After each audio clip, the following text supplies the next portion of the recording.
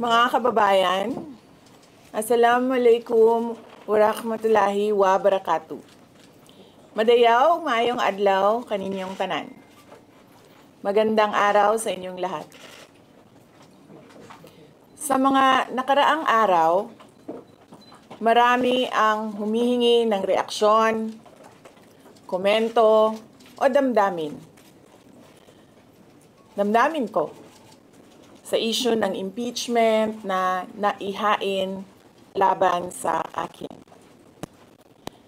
Sa kabila ng aking mga naging pahayag ukol sa planong impeachment sa mga nakaraan na buwan, ang tanging masasabi ko na lamang sa puntong ito ay God save the Philippines.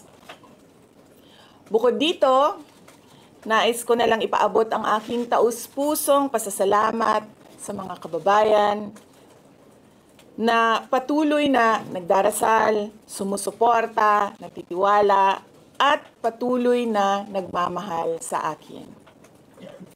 Manalig kayo dahil sa taong bayan ang tagumpay. Syukran.